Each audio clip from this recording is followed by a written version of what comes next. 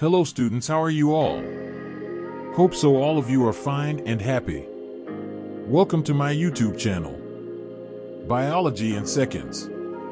Today we will discuss the subject-verb agreement. Let's start.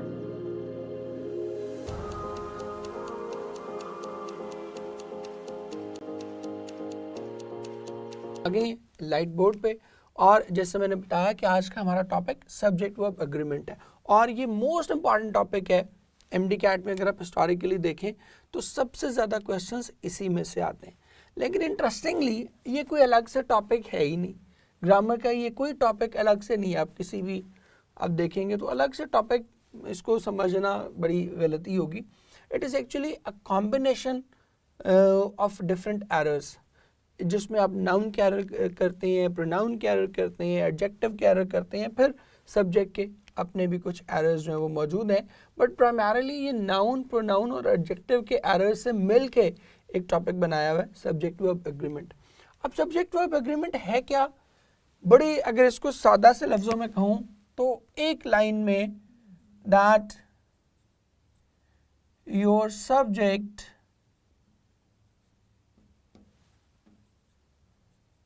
must agree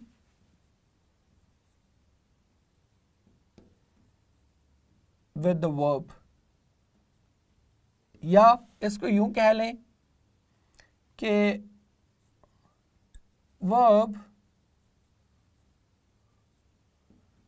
must be used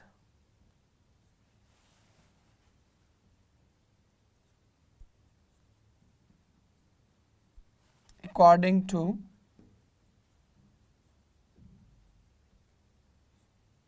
subject। इसको हम subject verb agreement कहते हैं। But before moving on, इससे पहले कि हम इस पे बात करें, आपके लिए ये जानना बहुत ज़रूरी है कि what is subject.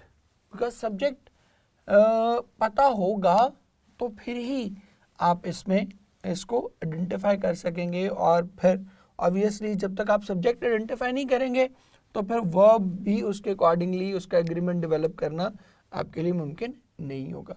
So subject देख लें कि सब्जेक्ट क्या है और उसके अकॉर्डिंगली फिर हम सब्जेक्ट वर्ब एग्रीमेंट भी देखेंगे।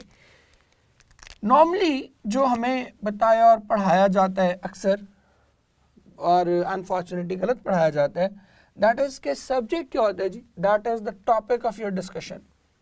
बेतहाशा जगहों पे आप ये पढ़ते हैं, अगर आप उसमें सब्जेक्ट की डेफिनेशन देखें तो वो होती है file.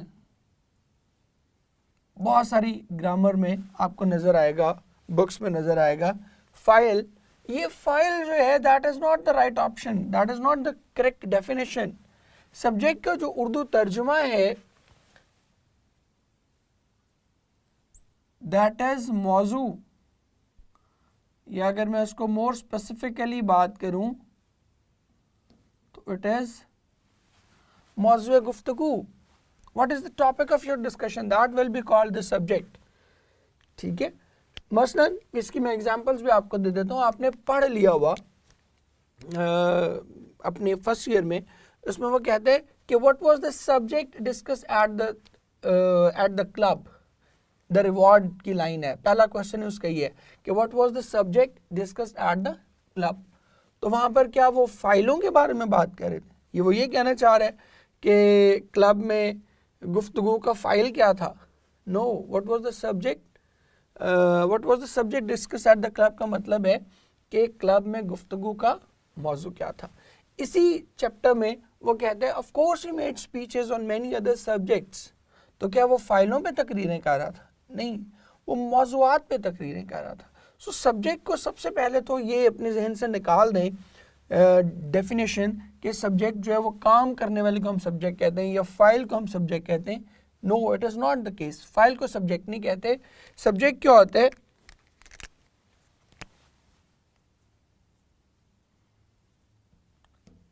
Subject is a word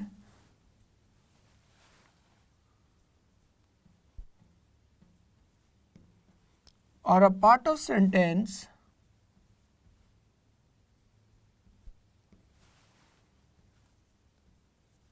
that shows the name of a person, place or thing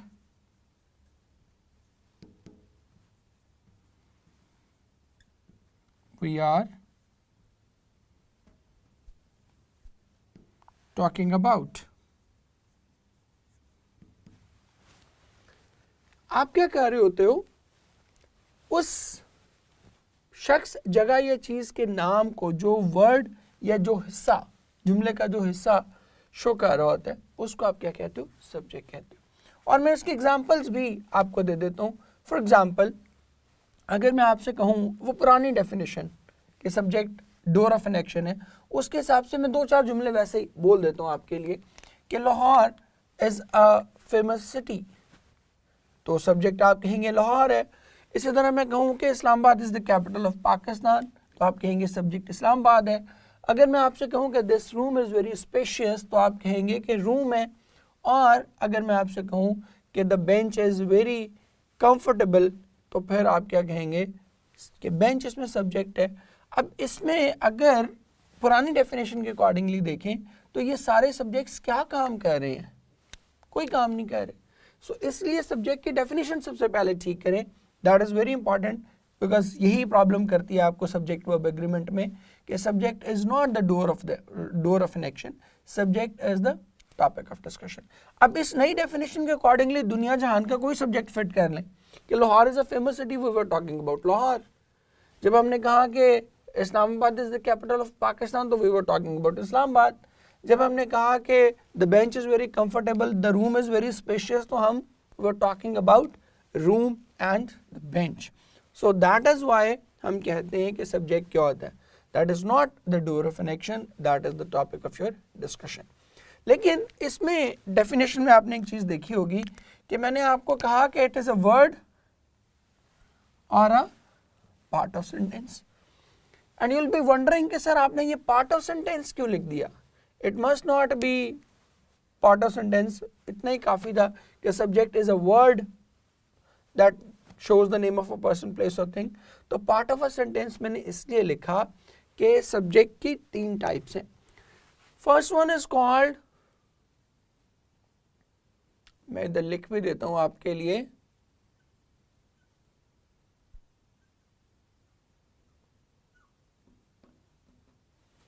the first one is called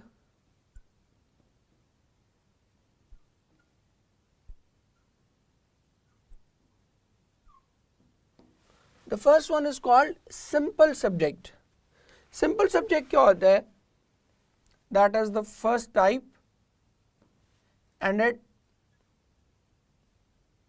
consists of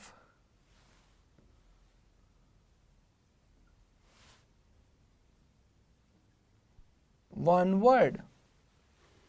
एक ही वर्ड पर मुश्तमिल होती है। जैसे हमने कहा लाहौर, जैसे हमने कहा बेंच, तो ये सब्जेक्ट्स क्या हैं? ये सिंपल सब्जेक्ट्स हैं। अब आपको बता रहा हूं कि मैंने पार्ट ऑफ सेंटेंस क्यों लिखा। दूसरी टाइप होती है जिसको हम कहते हैं कंपाउंड सब्जेक्ट। अब कंपाउंड सब्जेक्ट क्या होता है? It consists of more than one noun। एक से ज्यादा नाउन्स पर जो है ये मुश्तमिल होता है। जैसे मैं कहूं अली एंड इमरान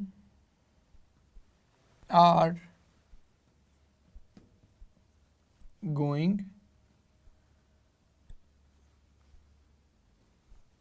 abroad। अब Ali and Imran are going abroad. अब अगर इसमें मैं वो अ पार्ट ऑफ सेंटेंस ना लिखता तो ये कंपाउंड सब्जेक्ट हमारा कवर नहीं होता, बिकॉज एक वर्ड तो डिनोट नहीं कर रहा सब्जेक्ट को, इसमें हमारे सब्जेक्ट्स ही 2 हैं। अली भी सब्जेक्ट है और इमरान भी सब्जेक्ट है, और इन दोनों को काउंटर या कवर करने के लिए आई हैड टू राइट के इट इज अ वर्ड और अ पार्ट ऑफ सेंटेंस। तो इसलिए कंपाउंड वर्ब, कंपाउंड सब्जेक्ट जो है वो हम उसको कवर करने के लिए हम वहाँ लिखते हैं। इसके बाद फिर तीसरी चीज़ जो इम्पॉर्टेंट है, third type, that is complete subject. Complete subject क्या होता है? It consists of a noun and a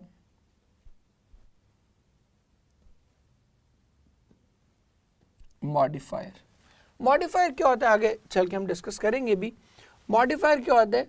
कोई ऐसी चीज़ जो नाउन की उसको क्वांटिफाई कर दे, उसको मॉडिफाई कर दे, उसकी तादाद बता दे, उसकी क्वालिटी के बारे में हमें कुछ बता दे, तो दैट इज कॉल्ड मॉडिफायर। अब ये कैसे होता है? आप कहते हैं the red coloured car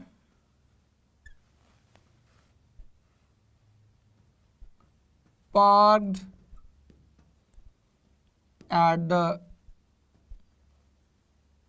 front gate is mine। अब अगर मैं यहाँ आपसे कहूँ कि मुझे सब्जेक्ट आइडेंटिफाई करके दें, तो आप में से बहुत सारे बच्चे कहेंगे कार, हो सकता है कुछ कहें red coloured car, but the correct subject is the red colored car parked at the front gate। that is your subject, because हम कार की बात नहीं कर रहे, खाली हमारा टॉपिक ऑफ डिस्कशन कार नहीं है, हमारा topic of discussion red coloured car भी नहीं है, हमारा टॉपिक ऑफ डिस्कशन वो रेड कलर्ड कार है जो कि गेट के बिल्कुल सामने खड़ी है, फ्रंट गेट के सामने खड़ी है। That is the topic of our discussion. तो इसलिए मैंने वहां लिखा था कि सब्जेक्ट इज अ वर्ड और a part of sentence, because अगर पार्ट ऑफ सेंटेंस ना लिखता तो फिर कंपाउंड सब्जेक्ट और कंप्लीट सब्जेक्ट की इस डेफिनेशन के अंदर कवर नहीं हो सकते थे। सो इस डेफिनेशन के अकॉर्डिंगली आप कुछ भी देखेंगे, कोई भी सब्जेक्ट दुनिया का देखेंगे, तो वो इस डेफिनेशन के अंदर ही आएगा, इस डेफिनेशन में ही फॉल करेगा। ये डेफिनेशन सारे सब्जेक्ट्स को आपके कवर करेगी। अब हम चलते हैं सब्जेक्ट को समझ लेने के बाद, अब हम चलते हैं इसके एरर्स की तरफ। सो आए देखते हैं कि किस तरह के एरर्स हम इसमें करते हैं। तो पहला एरर जो हम करते हैं सब्जेक्ट एग्रीमेंट में, दैट इज रिगार्डिंग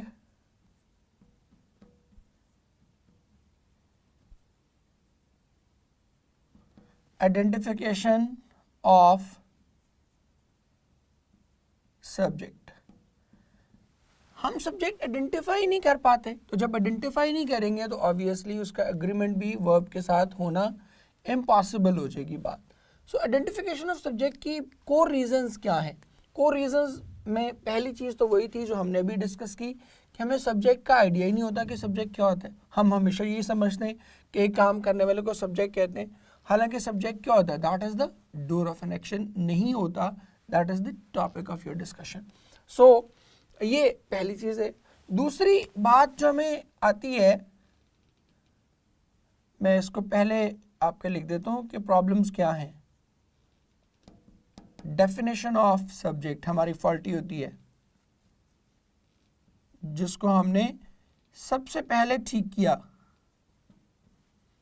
और सबसे पहले ठीक करवाई भी इसीलिए कि वो सही होगी तो फिर आगे की सारी कहानी सेट होगी। सो डेफिनेशन फॉल्टी होती है। दूसरा क्या होता है जो प्रॉब्लम हमें आता है, जिसकी वजह से हम आइडेंटिफाई करने में हमें प्रॉब्लम आती है, दैट इज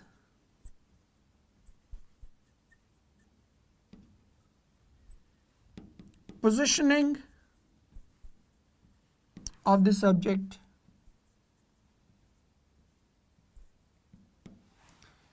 सब्जेक्ट शुरू से हम समझते आ रहे होते हैं कि शायद सब्जेक्ट वही होता है जो सेंटेंस के शुरू में हो। ऐसा नहीं है, सब्जेक्ट शुरू में भी आ सकता है, मिड में भी आ सकता है और एंड में भी आ सकता है।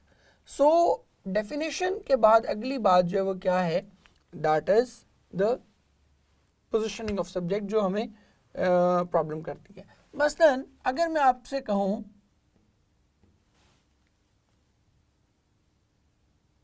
Sweet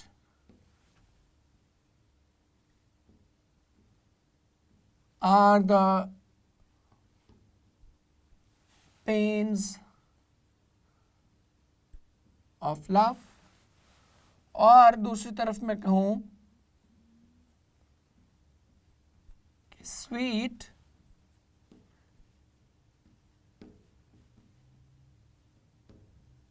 is the pains of love। सो इसमें हमारा जो सब्जेक्ट है वो क्या है, that is the pains of love. मतलब याद आ रहा है, समझ रहे हो? तो यहाँ पर हमारा जो सब्जेक्ट है that is not sweet, that is pens of love. और पेन्स ऑफ लव चूंकि प्लूरल है तो इसके लिए हमारा सब्जेक्ट भी क्या होगा, हमारा वर्ब भी क्या होगा, प्लूरल होगा। और हमारी करेक्ट ऑप्शन भी क्या होगी, that will not be alpha, that will B beta. सही, तो ये सब्जेक्ट आपने जहन में रखना है कि it can be used at the start और एट द एंड और इवन इन द मिड। सो ये बिल्कुल नहीं सोचना कि जो शुरू में आ रहा है वही सब्जेक्ट होगा। सब्जेक्ट याद रखें will always be linked with the verb. तो अब क्या चीज़, what is we are talking about, we are not talking about sweet, we are talking about the pains of love. तो हमारा सब्जेक्ट भी क्या होगा, पेन्स ऑफ लव होगा। इसके बाद अगली गलती जो हम करते हैं सब्जेक्ट को आइडेंटिफाई करने में पोजीशनिंग के बाद, वो क्या करते हैं,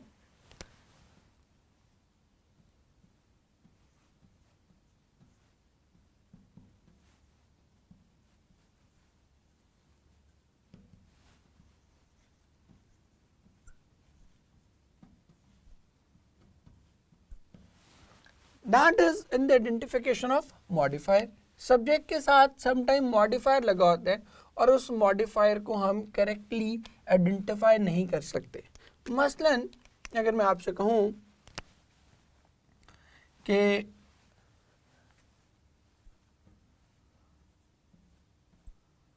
a herd of cattle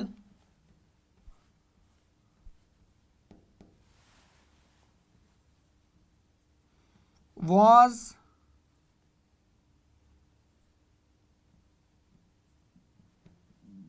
grazing in the field, और दूसरी तरफ मैं कहूं a herd of cattle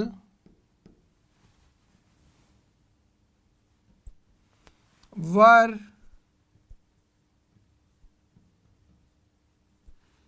grazing in the field। तो अब यहां पर कैटल तो प्लूरल नाउन ही है, but we are not talking about cattle. हमने उससे पहले एक मॉडिफायर यूज कर दिया नाउन की सूरत में, कलेक्टिव नाउन की सूरत में। We are not talking about cattle, we are talking about a herd of cattle. अब ये बुनियादी तौर पे आइडेंटिफिकेशन ऑफ सब्जेक्ट ही का इशू है कि हम ये समझ ही नहीं पाए कि हमारा सब्जेक्ट कैटल नहीं है, हमारा सब्जेक्ट क्या है, that is a herd of cattle. So इस तरह से भी आप समटाइम क्या करते हो, गलती करते हो। देन फाइनली जो इसमें आखिरी प्रॉब्लम है हमारा, वो है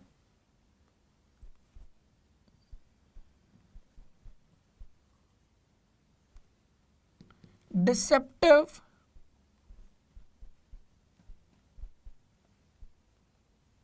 conjunctions.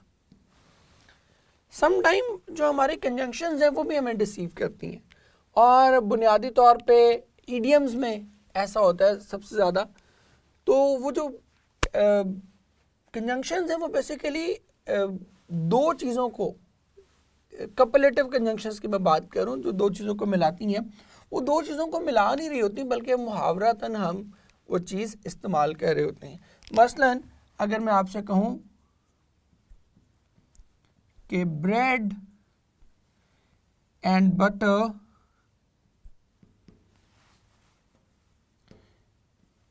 is all we need, और दूसरी तरफ मैं कहूँ bread and butter are all we need, तो अब आपको अपेरेंटली क्या लग रहा होगा कि ये दो चीज़ें हैं, ब्रेड एंड बटर, तो इसके साथ क्या होना चाहिए, इज नहीं होना चाहिए, आर होना चाहिए। बट यहाँ पर bread and butter it's an idiom, इसका मतलब लाइवलीहुड है, इसका मतलब रोजी रोटी है, इसका मतलब डबल रोटी और मक्खन नहीं है।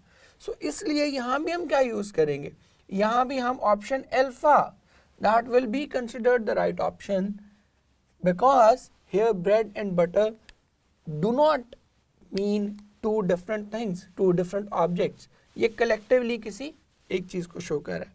डिशेस में भी ऐसा होता है, जैसे मैं कहूँ कि chicken Manchurian and fried rice are my favourite dish नहीं होगा, chicken Manchurian and fried rice is my favourite dish होगा।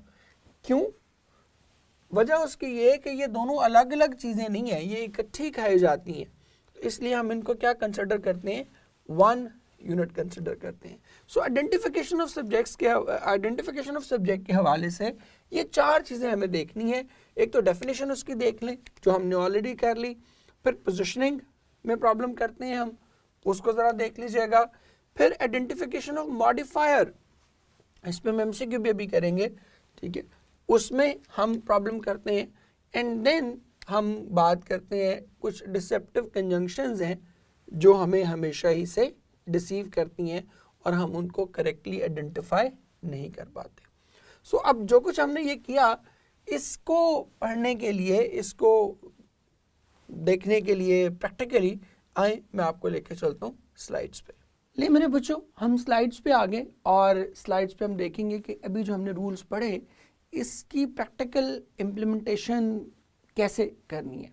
सो पहली चीज़ हमने की थी आइडेंटिफिकेशन ऑफ सब्जेक्ट के हवाले से कि उसमें हम सबसे ज़्यादा फॉल्ट हमारे रह जाते हैं, तो उसको ज़रा देख लेते हैं। पहला ही एमसीक्यू अगर आप देखें कि as a result of these amazing scientific discoveries comes a ray of hope for the patients of cancer.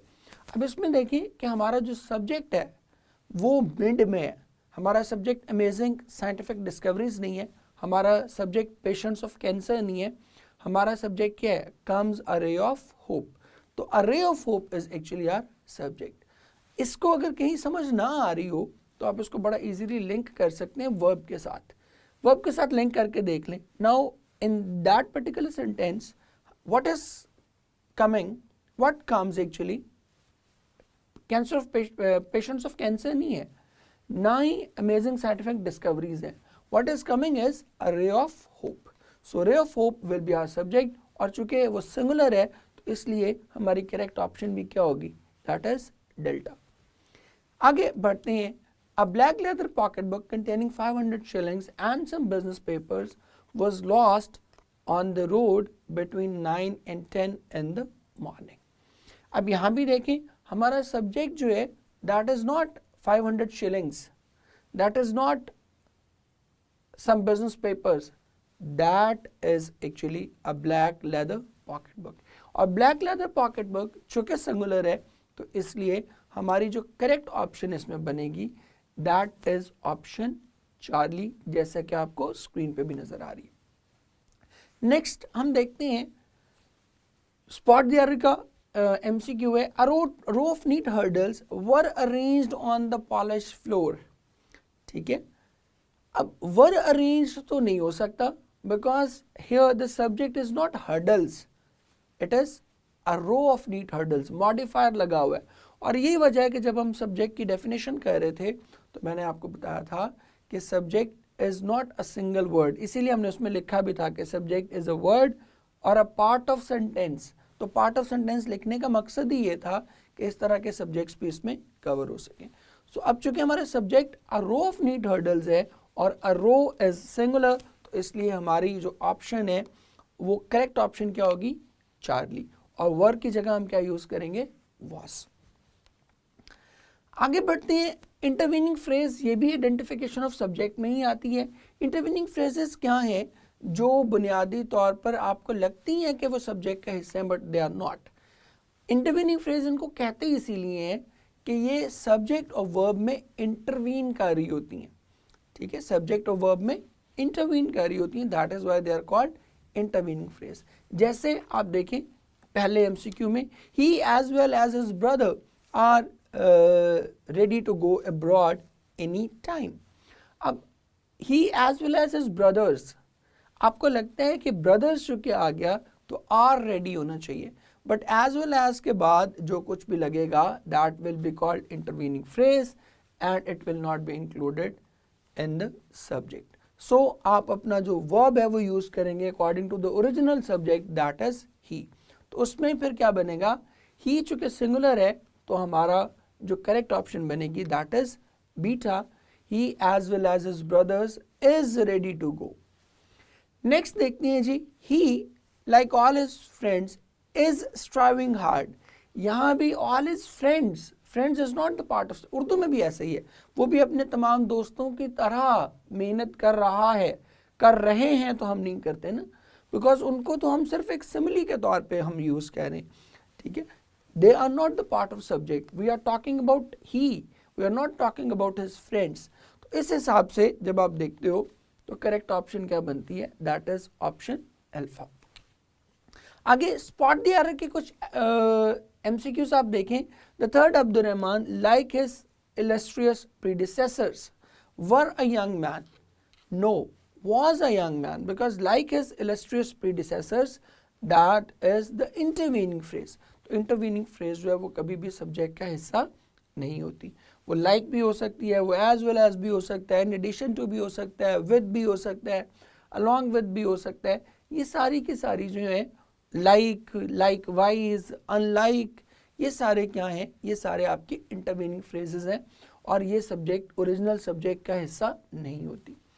आगे देखिएगा, आगे हमने प्रोनाउन में लास्ट लेक्चर में भी हमने किया था कि नीदर नॉर के बाद जो नियरेस्ट सब्जेक्ट है उसके अकॉर्डिंगली हम यूज करते हैं अपना वर्ब।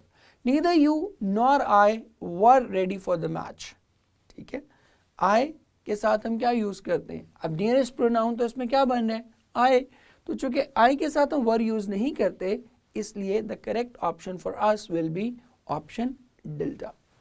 इसी तरह नेक्स्ट में देखें, either I or you was ready for the match, ठीक है, अब यहाँ क्या आएगा, यू है तो यू के साथ क्या यूज करेंगे, वर यूज करेंगे, ठीक है, तो इसको आपने either I or you were ready for the match.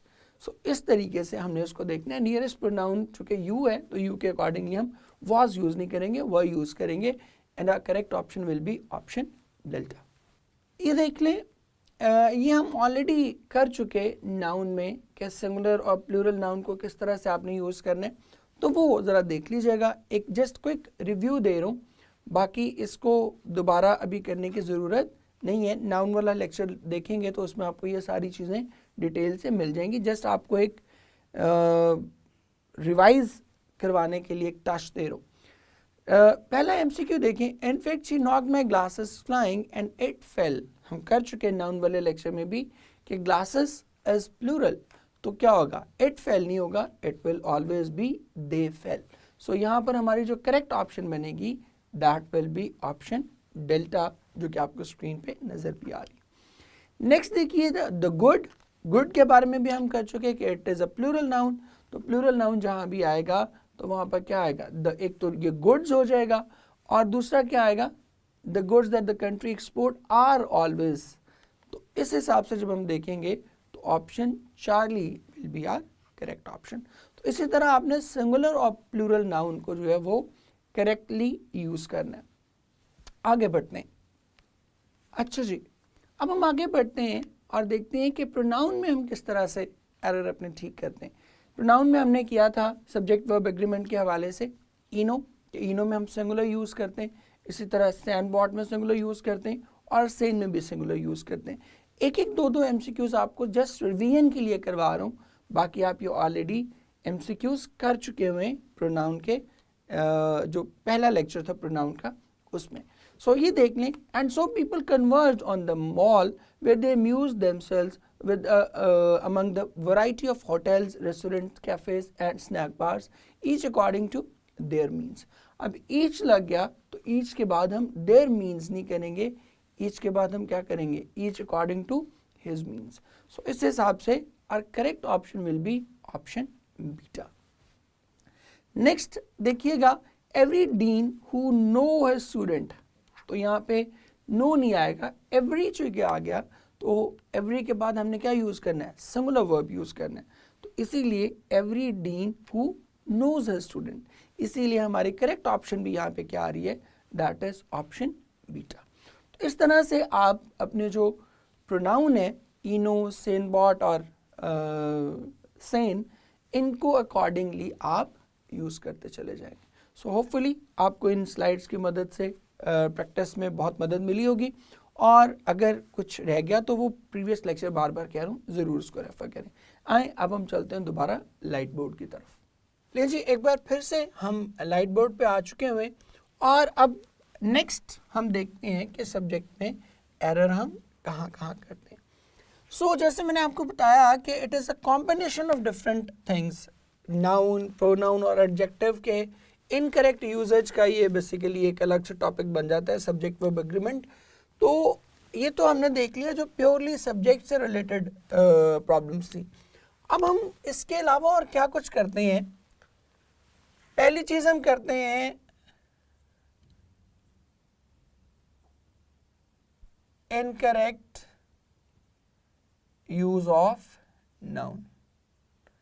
अब यहाँ पर सारी चीज़ें डिटेल से नहीं बताऊंगा इस वाले लेक्चर में, वजह ये है कि ये सारी चीज़ें हम जो अपने पहले लेक्चर्स हैं, नाउन के जो 2 लेक्चर्स आपने सुन रखे हैं पहले, उनमें ऑलरेडी बहुत तफसील के साथ ये सारी चीज़ें डिस्कस हो चुकी हुई हैं। सो अभी आपको जस्ट एक क्विक रिव्यू दूंगा उन चीज़ों का, ताकि आप एक बार फिर उन चीज़ों से कनेक्ट कर सकें अपने आप को। नॉर्मली लोग जो है वो उसको पहले पढ़ा देते हैं सब्जेक्ट वर्ब एग्रीमेंट को जाते ही, but I always tend to like hold it a bit, पहले नाउन प्रोनाउन पढ़ाने के बाद करता हूँ, क्योंकि सब्जेक्ट बुनियादी तौर पे क्या है, that is the combination of noun and pronoun. Subject 2 ही चीज़ें हो सकती है ना, ये नाउन होगा या प्रोनाउन होगा। तो जब तक आप नाउन और प्रोनाउन नहीं पढ़ाएंगे तो मेरे ख्याल में सब्जेक्ट वर्ब एग्रीमेंट पढ़ाना भी एक फजूल बात है, और उसका कोई मकसद पूरा नहीं होता, बच्चे को समझ ही नहीं आती कि होता क्या। अब चूंकि हम नाउन प्रोनाउन पहले पढ़ चुके हैं, इसलिए अब आपको ये समझना बड़ा आसान होगा, और मैं बड़ा एक क्विक रिव्यू दूंगा आपको इन सारी चीज़ों का, क्योंकि ये हम ऑलरेडी पढ़ चुके हैं। जिन बच्चों ने नहीं वो लेक्चर्स लिए, वो जाके नाउन और प्रोनाउन के लेक्चर्स को एक बार फिर रिविजिट कर लें, तो उनको ये सारी चीज़ें ठीक हो जाएंगी। अब इनकरेक्ट यूज ऑफ नाउन में क्या चीज़ें हैं। पहली बात हम क्या करते हैं, यूज ऑफ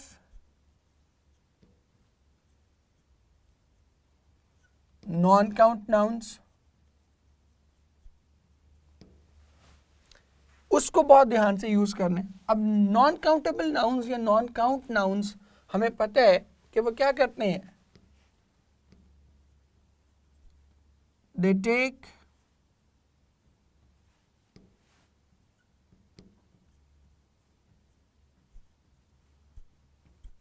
सिंगुलर वर्ब। उनके साथ हमने क्या यूज करना होता है, सिंगुलर वर्ब यूज करना होता है, वो प्लूरल फॉर्म में कभी भी इस्तेमाल नहीं होते। इसके हम बेशुमार एग्जांपल्स कर चुके हैं। वर्क है, एडवाइस है, बैगेज है, लगेज है, रिसर्च है, नॉलेज है, थंडर है, लाइटनिंग है, इंफॉर्मेशन है, न्यूज़ है। ये सारी चीज़ें हमने आपके नाउन के पहले लेक्चर में बहुत तफसील से डिस्कस की हुई हैं। सो फिर कह रहा हूँ कि अगर किसी से वो लेक्चर मिस हो गया तो वो जाके दोबारा उस लेक्चर को एक बार कंसल्ट कर ले, नाउन के लेक्चर को, you will get all these things there. So वहाँ से आप फिर इसको लिंक कर सकेंगे। सो पहली चीज़ जो नाउन के इस्तेमाल में हमने करनी है कि हमने नॉन काउंटेबल नाउन्स को सिंगुलर वर्ब के साथ यूज़ करना है। मसलन अगर मैं कहूँ, और उसके साथ एडजेक्टिव भी वही यूज करने हैं, अगर मैं कहूँ कि I have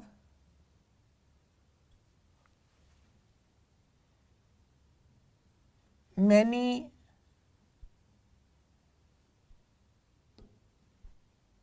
works to do, और दूसरी तरफ मैं कहूँ बीटा ऑप्शन में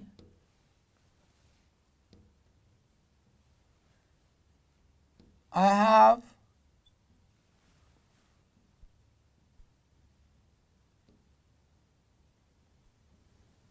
much work to do, तो इसमें आप क्लियरली देख सकते हो कि वर्क जो है वो क्या है, नॉन काउंटेबल नाउन है, तो उसके साथ हम मैनी यूज नहीं कर सकते, उसके साथ हम क्या यूज करेंगे, उसके साथ मच यूज करेंगे, जो कि नॉन काउंटेबल नाउन के साथ एडजेक्टिव हम मैनी यूज नहीं करेंगे बल्कि क्या करेंगे, मच यूज करेंगे। सेम एक और एग्जांपल हम कर लेते हैं इसी हवाले से। मैं कहता हूं कि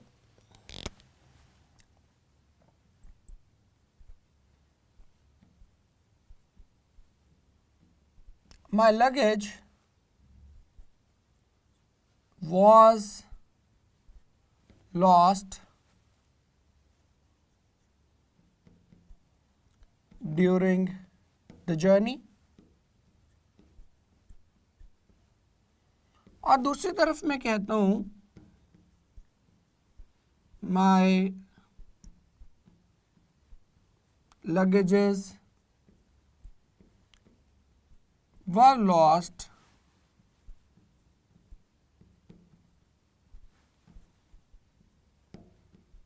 during the journey। तो आपको पता है कि लगेज क्या है, नॉन काउंटेबल नाउन है, ये तो प्लूरल फॉर्म में भी इस्तेमाल नहीं होगा और उसके साथ वर्ब भी प्लूरल नहीं लगेगा, सो ये लगेजेस भी नहीं हो सकता और वर्ब भी नहीं हो सकता, so the correct option will be option alpha. So इसमें सबसे पहले चीज़ जो आपको देखनी है वो देखनी है कि नॉन काउंटेबल नाउन को आपने करेक्टली यूज करना। देन फिर दूसरी बात वो है correct use of verb with singular and plural nouns। कुछ नाउन हमने कर रखे कि जो हमेशा ही प्लूरल इस्तेमाल होंगे और कुछ हमेशा ही सिंगुलर इस्तेमाल होंगे, तो जो सिंगुलर है उसके साथ वर्ब भी हमेशा क्या यूज करना है, सिंगुलर, और जो हमेशा प्लूरल इस्तेमाल होने वाले हैं उनमें वर्ब भी क्या होगा, प्लूरल इस्तेमाल होगा। मसलन अगर मैं आपसे कहूँ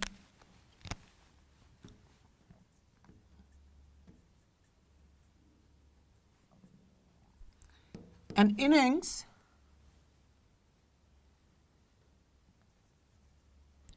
of exceptional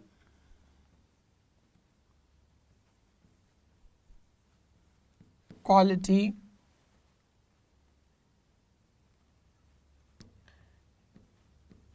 is needed to save the match। और दूसरी तरफ मैं कहूं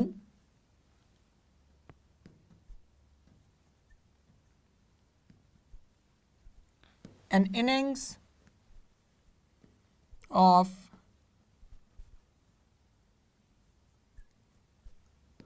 exceptional quality were needed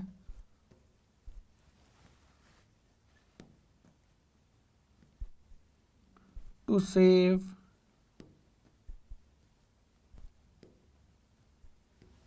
a match। ठीक है, तो इसमें आप देख सकते हैं कि इनिंग्स क्या है, ऑल्दो कि उसकी फॉर्म प्लूरल हमें लगती है या उसका स्ट्रक्चर शायद हमें प्लूरल लगता है, लेकिन बुनियादी तौर पे इनिंग्स क्या है, सिंगुलर नाउन है। तो सिंगुलर नाउन के साथ हम क्या करेंगे, इज नीडेड हम चूज करेंगे। सो हमारी करेक्ट ऑप्शन भी क्या होगी, that will be option alpha and not the option beta. So इसको आपने ध्यान से इस्तेमाल कर लेना है। और अगर आप non countable noun, singular noun और प्लूरल नाउन, और इसके बाद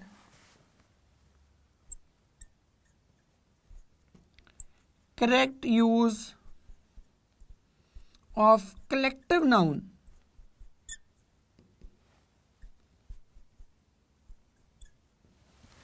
इन 3-4 चीज़ों को अगर आप सही इस्तेमाल कर लें तो आपके लिए सब्जेक्ट वर्ब एग्रीमेंट में नाउन के हवाले से कोई प्रॉब्लम नहीं आएगी। इन सब के एग्जांपल्स हम ऑलरेडी कर चुके हुए हैं नाउन वाले लेक्चर में, ठीक है। बार बार कह रहा हूँ कि अगर आपने वो लेक्चर मिस किया तो दोबारा जाके उसको सुन लें, उसमें इन सारी चीज़ों की डिटेल्ड एक्सप्लेनेशन भी मौजूद है और डिटेल्ड एग्जाम्पल्स भी मौजूद हैं। सो नाउन के बाद अब हम चलते हैं नेक्स्ट अपनी चीज़ पर, जो कि सब्जेक्ट वर्ब एग्रीमेंट में प्रॉब्लम क्रिएट करती है, that is the use of pronoun. So आए एग्जांपल से उसको ज़रा देखते हैं। प्रोनाउन की जब हम बात करते हैं, अगले जो हमारी प्रॉब्लम थी कि प्रोनाउन इनकरेक्ट हम कैसे यूज़ करते हैं, तो ये अभी लास्ट लेक्चर में हम इसको बड़ी डिटेल से डिस्कस कर चुके कि प्रोनाउन में हम किस तरह से एरर करते हैं। इनकरेक्ट यूज़ ऑफ प्रोनाउन के हवाले से जो लास्ट लेक्चर की हमारी निमोनिक्स थे उसको ही यहाँ पर लिखूँगा और फिर कहूँगा कि अगर आपने लास्ट लेक्चर नहीं लिया तो लास्ट लेक्चर एक बार रिव्यू कर लें, आपको ये सारी चीज़ें क्लियर हो जाएंगी। अब इनकरेक्ट यूज़ ऑफ प्रोनाउन के हवाले से सबसे पहली तो हमने क्या चीज़ की थी कि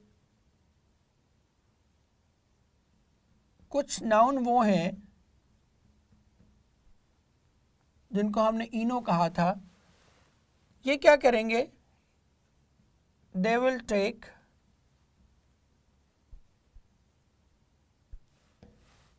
सिंगुलर वर्ब। इनो के अलावा कुछ और नाउन थे, प्रोनाउन सॉरी, जिनको हमने कहा था सेन बॉट, ये भी क्या करेंगे, they will always take singular verb as well. और थर्डली हमने कुछ नाउन किए थे जिनको हमने कहा था सेन, दे मे टेक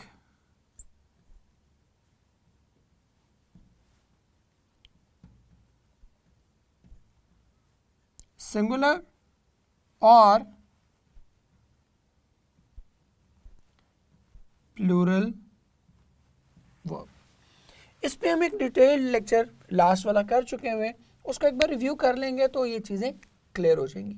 एक बहुत इंपॉर्टेंट चीज़ जो आपने यहाँ पर ध्यान में रखनी है वो ये कि प्रोनाउन और verb they must agree with the antecedent, ठीक है। और ये हम पहले बार बार बात कर चुके कि agreement with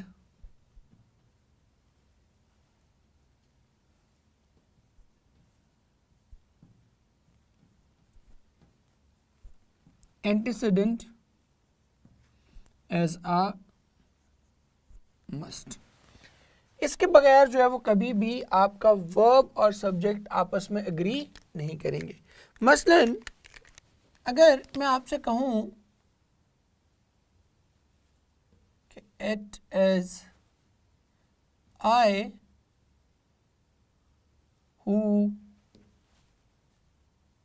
is to be blamed, और दूसरी तरफ मैं कहूँ कि it is I who am to be blamed, तो अपेरेंटली आपको लगेगा कि ऑप्शन अल्फा करेक्ट है और ऑप्शन बीटा इनकरेक्ट है। बट हमने देखना है कि who is referring to who के एंटीसीडेंट क्या है, आई, और आई के अकॉर्डिंगली हम वर्ब इज यूज नहीं कर सकते. So our correct option will be option beta, क्योंकि who is referring to I and I के साथ हम हमेशा क्या यूज करते हैं, आई के साथ हम हमेशा यूज करते हैं एम. और अगर आपको लगे कि इसमें कुछ कन्फ्यूजन है या आपको लग रहा है कि नहीं ये तो ठीक नहीं है, तो मैं एक और एग्जांपल से इसको एलाबोरेट कर देता हूं. अगर मैं कहूं it is they who is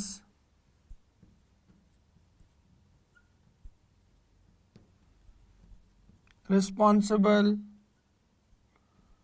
for this loss, तो आप कहेंगे बड़ा इजीली आप आइडेंटिफाई कर लेंगे कि सर गलत है, दे के साथ इज नहीं आना चाहिए, दे के साथ क्या आना चाहिए, it must be it is they who are responsible. तो they के साथ क्या आना चाहिए, आर आना चाहिए.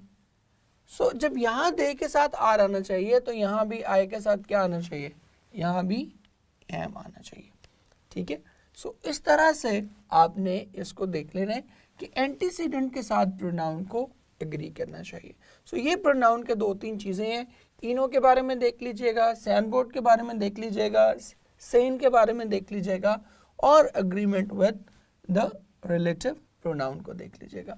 तो ये 3-4 चीज़ें अगर आप देख लेंगे तो आपके लिए चीज़ें हैंडल करना बहुत आसान हो जाएगा. नहीं जी, अब हम अगली फाइनल अपनी चंक पे चल रहे हैं. दैट इज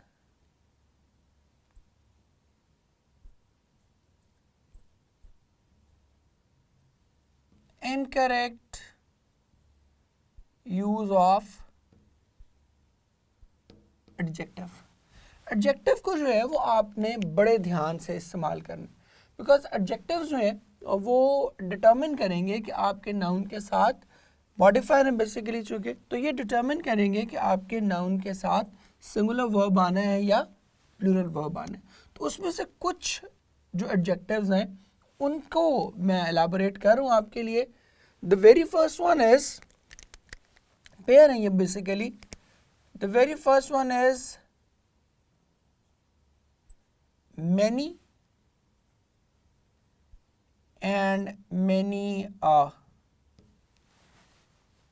अब अपेरेंटली तो दोनों आपको एक ही लगते हैं, उस दोनों में जो है वो आपको कोई फर्क नहीं लगता.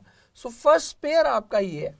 उस फर्स्ट पेयर में आप याद रखें कि मैनी के साथ आपने प्लूरल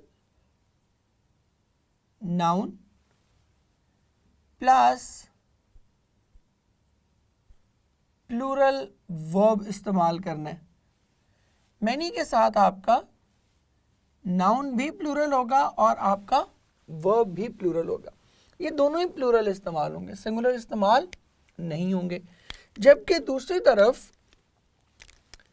मैनी आ के साथ आप सिंगुलर नाउन और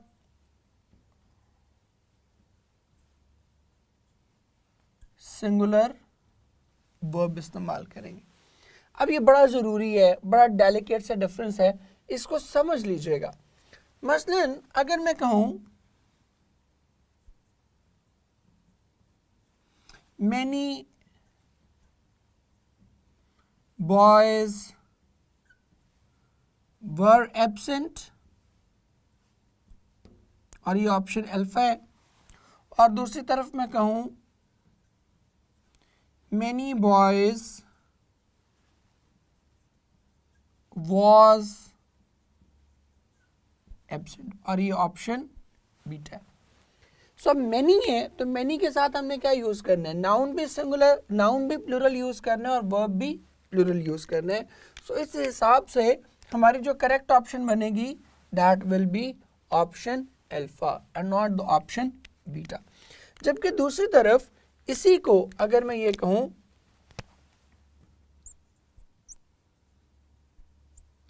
मैनी आ, तो अब हम क्या करेंगे, पहली चीज तो ये करेंगे कि ये बॉयज नहीं रहेगा, अब ये क्या हो जाएगा, boy.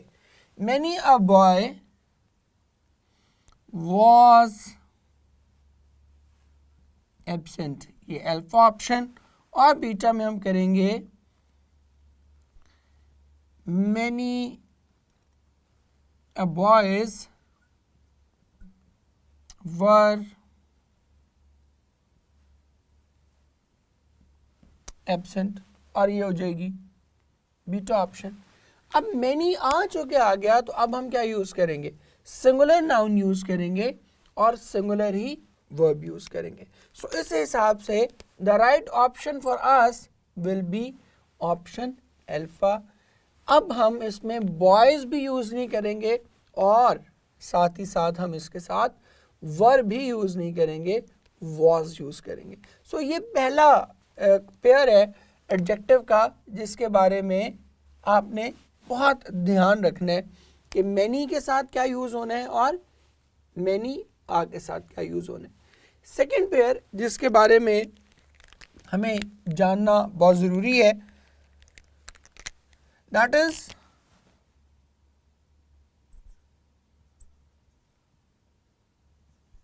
One of plus subject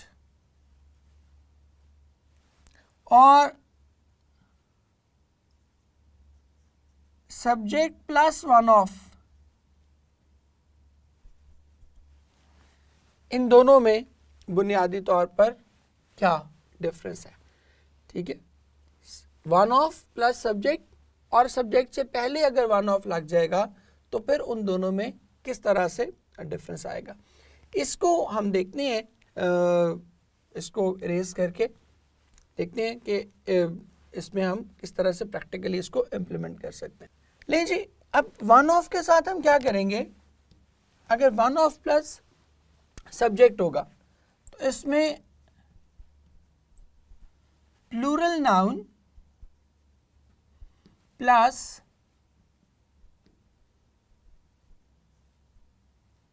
singular verb होगा।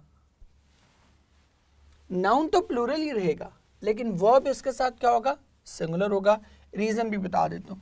और अगर सब्जेक्ट पहले ही लगा हुआ है, ठीक है, जैसे हम कहते हैं ही इज वन ऑफ, तो फिर इसमें क्या करेंगे,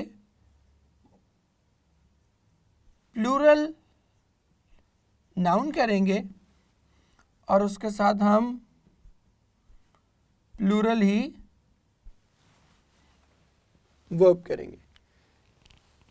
इस सूरत में दोनों में हम क्या करेंगे, नाउन भी प्लूरल हो जाएगा और वर्ब भी प्लूरल हो जाएगा।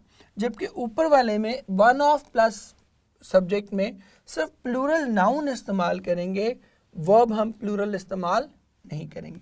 उसके रीज़न भी बता देता हूँ आपको कि क्या उसकी वजह क्या है। ये देखें, जब मैं कहता हूँ वन ऑफ माय स्टूडेंट्स, तो नाउन तो इसलिए प्लूरल होना चाहिए ना कि ज्यादा में से ही एक को चूज करेंगे ना। अगर स्टूडेंट भी सिंगुलर ही है तो फिर तो वन ऑफ कहने की जरूरत ही नहीं है, फिर तो आपको कहना चाहिए a student of mine is going abroad, फिर तो जरूरत ही नहीं है वन ऑफ। वन ऑफ का मतलब क्या है, ज्यादा में से एक सेलेक्ट करेंगे ना। तो नाउन तो इसलिए क्या होगा, नाउन तो यहाँ पर अंडरस्टूड है प्लूरल होगा क्योंकि ज्यादा होंगे तो उनमें से आप कहेंगे वन ऑफ। और वर्ब क्यों सिंगुलर होगा,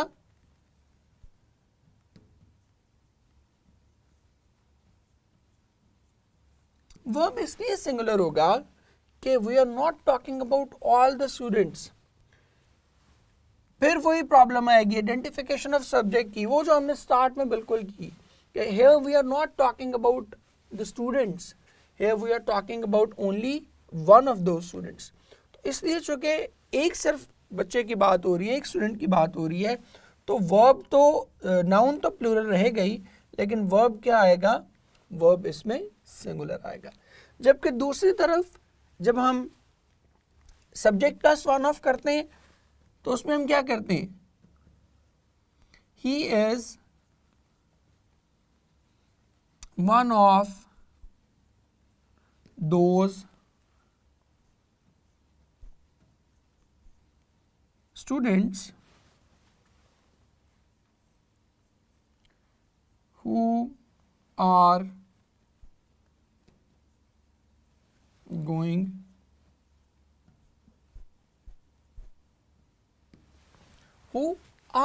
abroad। अब यहां पर इज नहीं आएगा, वजह उसकी बड़ी सिंपल है।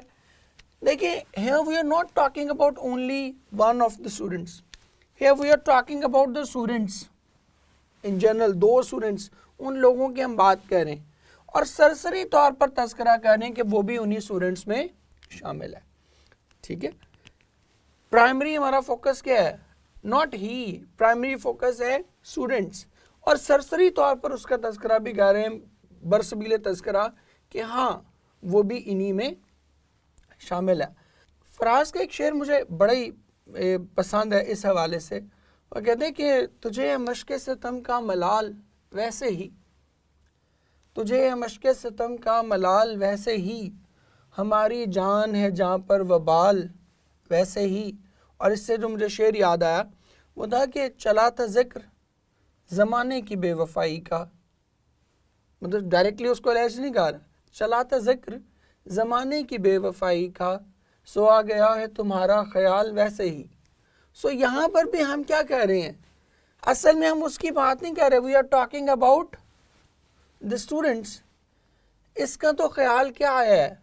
इसका तो ख्याल आया है वैसे ही। सो यहाँ से आप इस शेर से भी उसको आप रिलेट कर सकते हो कि here we are not talking about he, उसका ख्याल हमें क्या आया है वैसे ही। हम मेनली हम बात किसकी कर रहे हैं? मेनली हम बात कर रहे हैं स्टूडेंट्स की। तो इसलिए यहाँ पर स्टूडेंट्स चूँकि हमारा सब्जेक्ट है, इसलिए हम वहाँ पे वर्ब भी क्या यूज़ करेंगे? प्लूरल यूज़ करेंगे। इस तरीके से भी समझ लें, और एक और तरीके से भी समझा रहा हूँ कि हमने कहा कि जो एंटीसीडेंट है उसके अकॉर्डिंगली वर्ब इस्तेमाल होगा। तो here who is referring to students, तो स्टूडेंट्स चूँकि प्लूरल हैं तो इसलिए यहाँ पे वर्ब भी क्या आएगा? वर्ब भी यहाँ पर आएगा प्लूरल, वर्ब भी यहाँ पर सिंगुलर नहीं आएगा। ठीक हो गया जी, क्लियर हो गया। अब हम अगली एक आखिरी चीज़ करने जा रहे हैं, and that is the difference between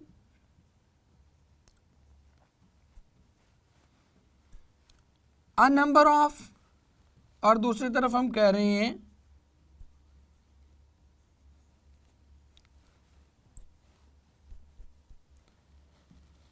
the number of, a number of और the number of. So a number of के बाद आपने क्या करना है? Plural noun plus plural verb, जबकि द नंबर ऑफ के बाद नाउन तो प्लूरल ही रहेगा, लेकिन इसके साथ वर्ब क्या होगा? That is singular verb. वजह उसकी क्या है? वजह यह है कि द नंबर ऑफ का मतलब होता है टोटल नंबर। ठीक है, अगर मैं आपसे कहूं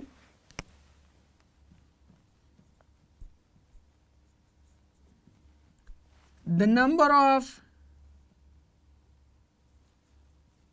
cases of polio is decreasing,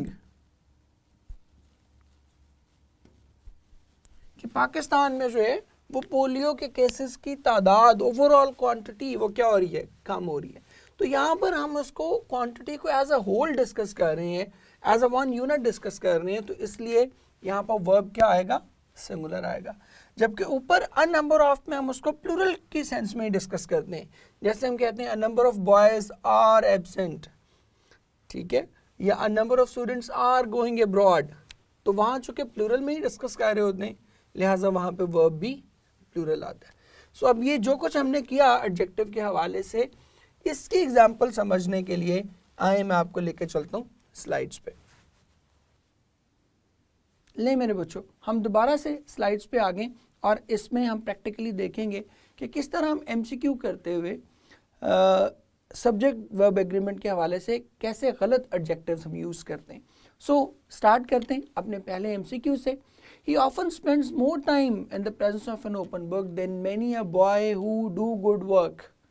अब many a boys नहीं हो सकता एक तो, और दूसरा क्या होगा, who do good work नहीं हो सकता, because do we all know कि plural noun है. हमने many a के बाद singular verb use करना है और singular noun use करना है. So इन दोनों क्राइटेरियन को अगर आप देखेंगे तो राइट ऑप्शन हमारी बनेगी, दैट इज ऑप्शन डेल्टा, जिसमें डज भी लगा हुआ है और मेनी अ बॉय भी लगा हुआ है. आगे देखिएगा, मेनी बॉय अटेम्प्ट सीरियसली. अब खाली मेनी के साथ हमने अभी पढ़ा कि नाउन भी प्लूरल होगा और वर्ब भी प्लूरल होगा. तो यहाँ पर हम क्या करेंगे, अटेम्प्ट्स नहीं कर सकते हम, और दूसरी तरफ मेनी बॉय नहीं कर सकते, मेनी बॉयज करेंगे. नाउन भी प्लूरल और वर्ब भी प्लूरल. सो इन दोनों को जब हम कंसिडर करेंगे तो our correct option will be option charlie. आगे देखें, once after some energetic fives during which he had played as well as many a fellows half his age नहीं हो सकता, many a fellow half his age होगा, क्योंकि many आ के बाद हमने वर्ब क्या यूज करना है, सिंगुलर, और नाउन भी क्या यूज करना है, सिंगुलर. तो it will not be fellows, it will be fellow, and our right option will be option charlie. आगे बढ़ते हैं. अ नंबर ऑफ और द नंबर ऑफ के हवाले से हमने बात की थी कि अ नंबर ऑफ जो है वो प्लूरल वर्ब और प्लूरल नाउन के साथ, और the number of singular verb लगेगा, नाउन ऑल्दो प्लूरल ही रहेगा. As it happens we had been having a number of case of diphtheria in the school. A number of के बाद singular noun नहीं लगना, अ नंबर ऑफ केसेस होगा, it can not be number of case. So इस हवाले से correct option will be option charlie. आगे बढ़ते हैं. द नंबर ऑफ पीपल्स, अब पीपल्स तो हो ही नहीं सकता, हम पढ़ चुके, इनकरेक्ट है. The number of people in the world is rapidly increasing rather like a gigantic snowball which not only gets bigger as it rolls but goes faster as well. अब यहाँ भी देखें, the number of, यहाँ पर हमने क्या use करना है, नाउन तो प्लूरल ही होगा, पीपल ही रहेगा, बट वर्ब हमने इसके लिए क्या यूज करना है, वर्ब प्लूरल नहीं यूज करना, वर्ब क्या यूज करना है, सिंगुलर यूज करना है. तो आर गेटिंग बिगर नहीं होगा, इज इंक्रीजिंग होगा, आर रैपिडली इंक्रीजिंग नहीं होगा. सो इस फिनोमेना को कंसिडर करते हुए our correct option will be option charlie, जैसे कि आपको स्क्रीन पे नजर आ रही है. इसके बाद फिर हमने किया था सब्जेक्ट के बाद के वन ऑफ प्लस सब्जेक्ट, और पहले अगर सब्जेक्ट हो और उसके बाद वन ऑफ आए तो फिर हमने इसके लिए क्या करना है. ये देखिएगा, वन ऑफ अगर पहले आ रहा है तो आप देखें, one of the best known gardens are योनरा लाइफ नहीं होगा, one of the best known gardens ही हमने किया है, बट हमने क्या किया है, इज योनरा life. So our correct option will be option delta. ठीक है, क्योंकि वन ऑफ का मतलब है कि बहुत सारे बागात में से एक की बात आप कर रहे हैं, ज़्यादा लोगों की बात नहीं कर रहे. ठीक है, सो होपफुली इन एग्जाम्पल से आपको correct use of adjective as far as subject verb agreement is concern उसको समझने में बहुत हेल्प मिली होगी.